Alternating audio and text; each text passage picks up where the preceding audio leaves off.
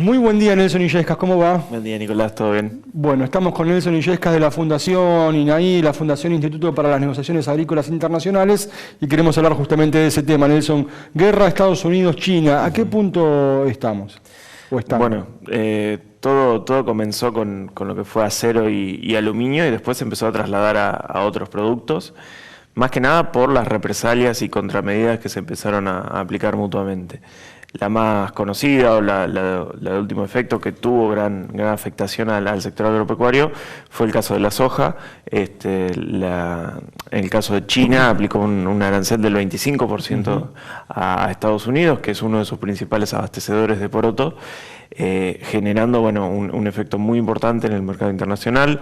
Hubo una caída en el precio interno de Estados Unidos. Bueno, los precios que vimos también en Brasil y Argentina reflejaron un poco esta medida que se ha tomado, y bueno, está todo lejos de resolverse, porque si bien Estados Unidos se ha reunido con la Unión Europea, que es otro de los actores principales de este conflicto, con China parece que recrudece a cada momento. ¿Qué es lo que se disputa en definitiva China y Estados Unidos? Bueno, Estados Unidos tiene un déficit comercial muy importante con el mundo en general, más de 850.000 millones de dólares de déficit comercial anual, y con China es responsable de la mitad de ese déficit comercial. La idea de Estados Unidos era rebalancear un poco esta relación comercial, y bueno, ha ido por la vía de los aranceles y este tipo de medidas, que bueno, no le ha salido bien en el sentido de que cada vez que ha aplicado una medida, China ha respondido con una medida equivalente. Claro. Ahora, ¿qué pasa si China decidiera comprar menos soja norteamericana? ¿Cuál es el impacto?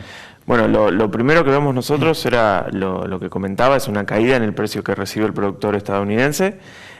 Luego vemos una mejora en el precio del poroto del productor en Argentina, pero principalmente en Brasil, que es el principal abastecedor y tiene una estrategia más de exportación de poroto que el caso de Argentina.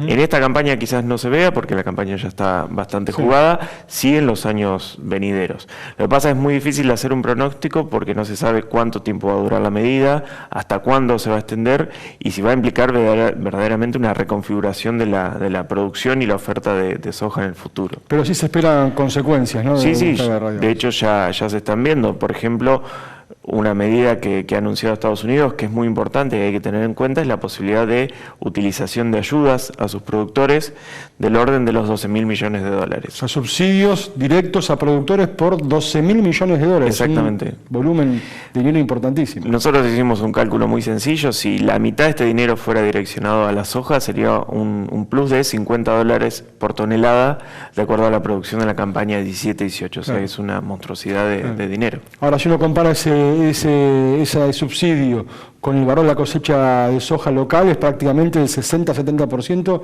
del valor de la cosecha argentina, esos 12.000 millones de dólares. Sí. ¿Se suman a los subsidios anteriores o es el total eso? No, se suman a los subsidios anteriores. Esa es otra cuestión importante. O sea, toda la red de seguridad que tienen los productores estadounidenses, desde los seguros propiamente dichos o los aportes que hace Estados Unidos, las compras y demás, se sumaría a este paquete de medidas que se anunció hace 2 semanas. Qué lindo dormir tan tranquilo, ¿no? Sabiendo que el Estado te respalda, ¿no? Sí, bueno, esa es una política ya de más de 80 años de Estados Unidos con sus productores. Tal cual. Esta política de subsidios también está en Europa, ¿no? Hay un cuidado del productor. Sí, la Unión Europea tiene lo que es la política agrícola común, que también tiene más de 50 años, que últimamente se ha direccionado más a lo que se conoce como pagos verdes o una búsqueda de protección del medio ambiente, cuidado de los paisajes y demás.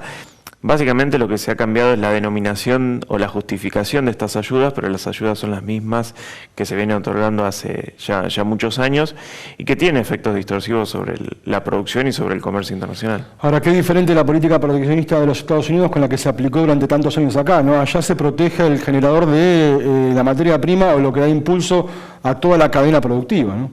Sí, bueno, en este caso, bueno, Argentina lo que tuvo son, derecho de exportación, restricciones y demás, que de acuerdo a mediciones de organismos internacionales, como es la OCDE, generaba una desprotección del sector frente a otros países que tenían protecciones positivas. Claro.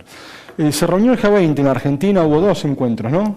ministros de Finanzas, que esa fue la primera reunión, y luego los ministros de Agroindustria, de Agricultura de todos los países.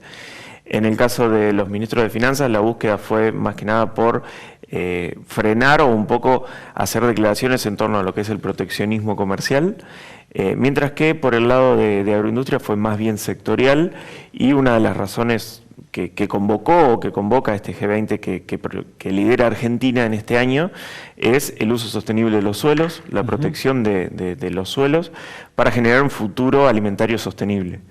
Que bueno, esto ha sido uno de los avances que ha tenido la presidencia argentina este año. Ahora sí, el acuerdo fue en trabajar por una agricultura más sustentable desde lo ambiental, pero en concreto se definieron medidas, políticas.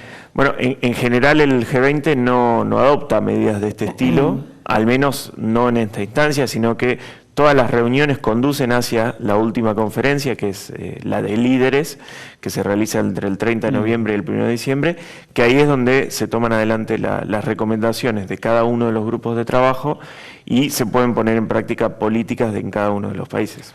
¿Son reuniones en las que hay que estar o de verdad, sinceramente, generan cambios en las políticas de los países? No, son reuniones de los dos lados. Hay que estar porque son muy importantes a nivel internacional y generan cambios. Por ejemplo, hace 5 años, durante la presidencia de Francia, se generó una iniciativa de FAO que es AMIS, que busca tener estadísticas confiables a nivel internacional en materia de producción agroindustrial. Esto genera información necesaria para los mercados y poder responder de manera un poco más racional en cuanto a los shocks de oferta y demanda. Son iniciativas loables y sobre todo generan una red y una posibilidad de contactos entre sector público, privado, empresarial, en pos de transparentar este tipo de cuestiones. ¿Se avanza el acuerdo Unión Europea-Mercosur, Nelson? ¿Hay resultados en esa negociación? Bueno, depende a quién se escuche. Si uno escucha del lado argentino, principalmente, se analiza la negociación como exitosa, que va avanzando y que en los próximos meses puede haber novedades. Del lado europeo no son tan optimistas. Tengamos en cuenta que en este momento Europa se encuentra de vacaciones, está en el verano de ellos, por lo cual se va a esperar que en los próximos meses siga avanzando, pero no necesariamente se resuelva. Todavía quedan algunos puntos, automóviles y en el sector agro la cuestión de indicaciones geográficas y demás a resolverse. Es lo último, pero es lo más difícil. Y bueno, la cuestión política en Brasil también está frenando un poco el proceso. Nelson, gracias por la visita. No, por favor. Nelson Illescas de la Fundación INAI. Hacemos la pausa, ya venimos con más información.